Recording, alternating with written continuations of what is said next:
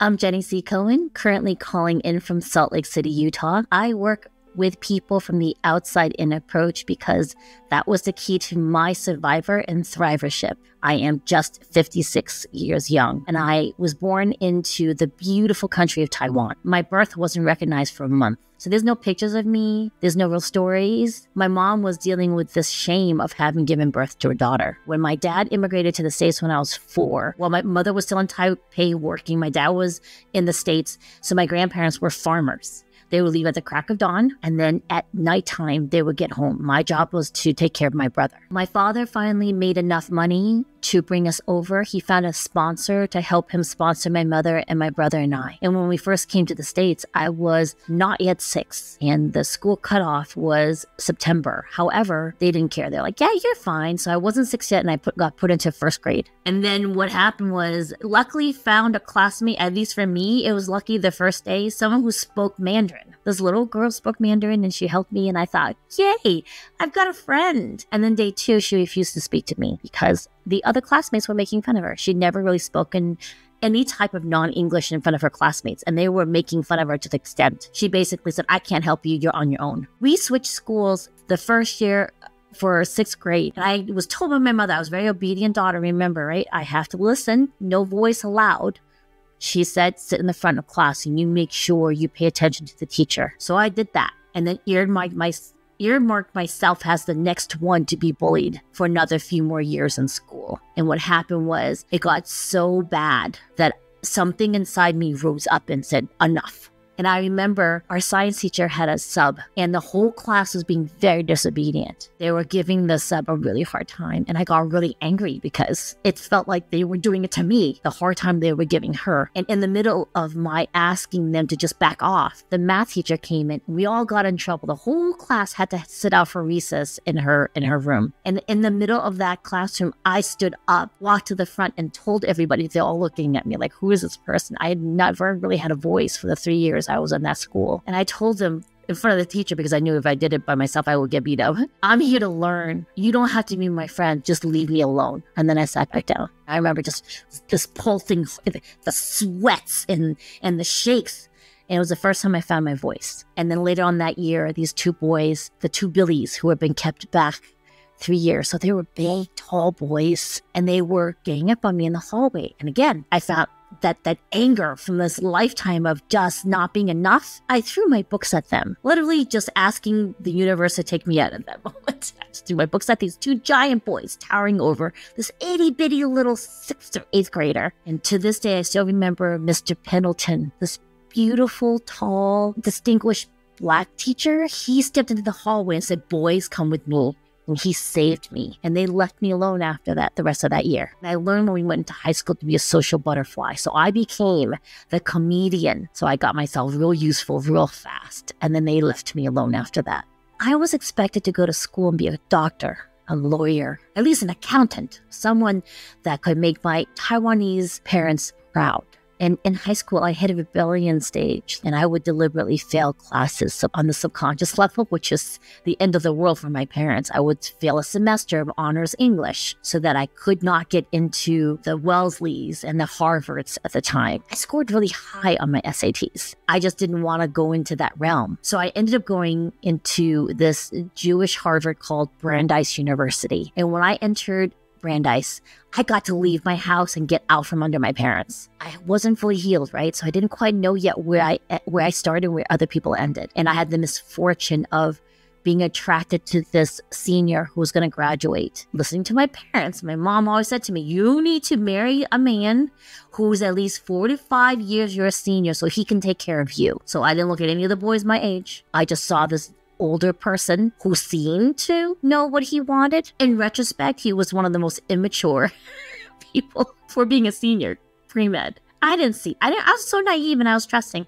And we started to date, and he was Catholic, and we had conversations about how we both wanted to keep our virginity. One evening, we were both very, very, and he did not stop. And I remember thinking to myself, he just violated me. And then before I could get beyond that, he started crying about how he was a Catholic and he had sinned. So even though he took away my virginity, I spent the rest of the night comforting him because he had sinned. And then I forgot that memory for a year. For anyone out there that happens to you, you trust your gut. If you don't want that person in your room or they violated you, it's done. No more. 2 boyfriends later, I met my present husband. At the time, we were like, he's my shining knight in armor. He's going to rescue me. Ultimately, we ended up rescuing each other. And it's just really interesting because he was just as immature and I felt safe with him. When he proposed to me when I was going through grad school and he was still finishing his senior year at Brandeis, I went to Boston University for my master's degree in occupational therapy. And when he proposed, I thought, yes, I could totally trust this man with my children. It was instantaneous, didn't even hesitate. Every other man I had dated before, there's no way I could have trusted them with a child. And with him, I just knew you could trust him. So I have fraternal twins through in vitro fertilization because my husband actually had testicular cancer a few years after we got married. How would a 26-year-old even be aware that they might need to do a physical check? Michael had an older brother just drop dead. He just died one morning out of the blue. My husband, Mike, was approaching his own 26th birthday. He was feeling this impending feeling he wasn't going to live to his 26th birthday. We had been doing therapy, so he knew, oh, maybe this is just the anniversary of my brother dying, and he just happened to be very aware of his body, and he had found that one of his was harder than the other. So we went in that trajectory where he had to do life-saving surgery, chemotherapy, and when that happened, we had only been married a year, and we were just starting to think about having babies. So that process was delayed about 3 years, and then once he started to get stronger, we decided we were going to do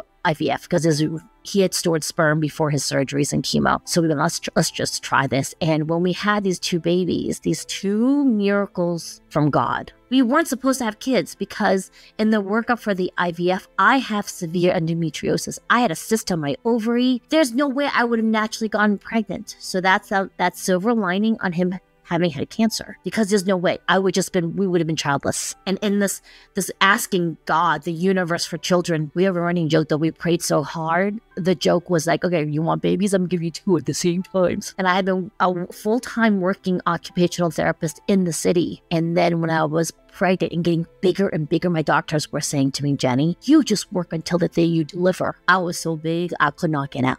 I was like, I'm not working. We're done. Cusp of 7 months. I'm like, no. So they were born at 8 months. And because of that, one of them had to stay in the hospital for 5 days. My heart was devastated. Then we breastfed. So I was really close to them. And that led to this lifetime of homeschooling because I was an OT. So I was pretty equipped to handle the developmental levels. So I gave birth to 2 girls assigned sex females. Right? And over time, we didn't realize that one of them really, really identified more as male. Now, here's the irony. I have fraternal twins. They don't look anything alike, but people thought, oh, they're identical. During my breast cancer treatment, and we had just moved to Salt Lake, my Ari's sibling says, I want to have a conversation with you, Mom. And I'm like, let's go. What's going on? I think I'm a boy. And in this conversation, I asked him, I said, does this have anything to do with my breast cancer? Because genetically, both my kids were endowed with very, very large breasts from my mother-in-law. And he said, yeah, I'm worried about the breast cancer, but there's nothing to do with it. I don't identify as female anymore. My first reaction wasn't, oh, I'm losing a daughter. It was, what do you want to be called? His birth name was Rachel. It's now Ray, he said. I want you to refer to me as Ray. Great. What are your pronouns? He, him. Great. We had just moved to Utah. So I said to him, can we do this just for a few months, 6 months? Give me 6 months because I'm in the middle of this cancer treatment. You have this new community here. We're going to call you Ray. You're going to be he, him. The community back east where we moved to, I just asked him, just give me a few more months to shift into it and let mommy just give me some breathing room. Okay. I won't refer to you as your old pronouns, your old name. It's just going to shift it slowly. Here, we're done. Like you are Ray, he, him. He was okay with that. And now we were really lucky that we found a doctor that started him on testosterone later on that year. And I remember joining a parents group of trans kids. I was very lucky. This wonderful, beautiful soul trusted me enough to share with me they were shifting and to take me with them. And I got to be a part of that support group because, folks, it is really, really dangerous for anyone who would have to go and they don't choose this life. He was coming home into himself, and the surroundings of our lifetime right now just doesn't support that. And I was glad to be a part of it. So we were able to afford, the top surgery and to help him shift. with, you know, the social security number. Jenny's whole life before kids was I was a pushover, couldn't set boundaries. You could walk all over me. I got pregnant and I grew a backbone. It was very interesting. I didn't tiger mom my children. I tiger mom the world. Anybody want to mess with my kids, you're going to go through me. And I've gone through enough that you're not going to get through me. It was as if my entire life was suffering, built up this strength in me that I didn't know I possessed. Even to the point that I even stood up to my mother-in-law. She wanted to come to our house when I was pregnant. And before I couldn't set boundaries with her. I got pregnant. I was like, you can go to Kinko's. Why are you in my house? It's 9 o'clock on a Sunday. I got to go to work. My babies need to rest. You don't need to come here. And you're talking about someone who was ingrained about, you know, respect for elders. Right? And my mother-in-law was supposed to be my new mother. That's how my mother phrased it. She later on took that advice back, however.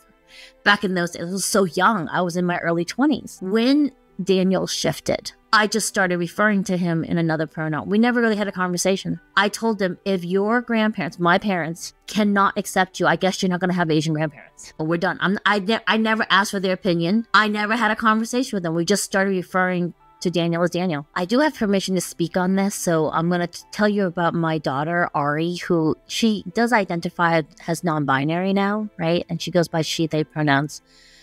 A few years back, after my cancer treatment was done, and I used dance as a way to heal and replenish, I was starting to use it, though, as a way to escape. I just didn't come back, and I was still running, and she went into distress, and she started to severely self-harm. And during one of our visits back to homeschooling friends, she wanted to speak to me, and I thought, oh, this is great. She's going to thank me, right, for taking, it's expensive to go back east. And instead, we're in this hotel room, and she's like showing me her scars, her deep groove scars and hidden parts of the body, and saying to me she doesn't want to be alive much longer. And I remember thinking, I'm glad you told me, and then getting really clinical because I was an OT before. So we got home, locked up her knives, everything, like toenail clippers, pencil sharpeners have blades in them, scissors, everything got locked up. And then I went right back to dance and thought, she's fine. She's got therapy. She's good. And then 2 weeks later, she had a very severe relapse because I still wasn't present. And when she had that relapse, and I'm literally butterflying her arm back together, and because I had missed a fillet knife in a drawer because I wasn't present, a brand new fish fillet knife. I was like, I'm bawling, and she's just looking at me. She wasn't there anymore. She was gone. And I was like, oh,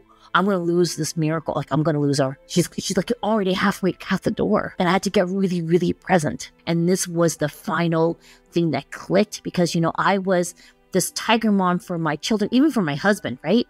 I wasn't one for the child in me. And in that healing of getting present to keep my daughter safe for 3 years, because I was like, if you have a relapse like that, we have to admit you. There's no way I could keep you safe after this. This is like, you know, technically I should, you know, send you to the ER. I mean, I even contacted someone in the East Coast who said, if you were here and you sent me that picture, I would have to call the police right now and have her admit it. That's how bad it was. And I was like, I'm going to lose her, right? Admit her into an institution. She's going to think I abandoned her. So like I dropped everything. My dance career, I was about to become this famous belly dancer. I just competed in Germany. I was like, I was winning things, and I went stop. Everything stopped. And then I had to learn, well, you have to do that because your daughter's about to lose. She's about to leave. So if you're not going to feel your feelings, how the hell are you going to help her? I'm so sorry. But how the hell are you going to help her process her feelings? Because she's in so much pain. You know, and subsequently later on, we realized that she had SA from a family member when she was 3. We didn't know any of this. I just thought, oh, she's devastated. Mom had cancer. Dad was just hospitalized for a bowel obstruction. He almost died. Brother is now transitioning. He almost died from him being diagnosed with type 1. We moved cross country. Mom's got cancer. Of course she's going to be. It wasn't that. That was the straw that broke the camel's back. I was the most protective parent, folks, and someone still got to my babies. What are you missing in your life that you need to be getting present right now? In another universe, I have lost my children. I've lost them both and I'm alone. In this universe, I get to make a difference. So I ask us, what do you need to do to get yourself present? And when I talk about the outside in, that's how I introduce myself, right? When I was little, I was immobilized a lot. I know I have gone through things I don't quite remember. The only way I can process is in movement. So that's the outside part, not me outsiding you. It's like you're outside. It's like, are you moving? Are you using ways to get yourself healthy that'll motivate you? If you tell me I have to lose weight, I'll tell you to go F off. So the outside in approach is we want you to learn how to listen to your body. The outside part is we do dance, movement, connecting mind, body, and spirit. Once that happens, your subconscious will trust us to do the internal work through evolved neurolinguistic programming to reprogram your loops. And I also have other exercises to help you with the mental fitness required to maintain that. People have been waiting for years for me to get visible because they need me. And they're starting to get tired waiting for me to be more present. And now's the time. Our whole world really needs healing right now.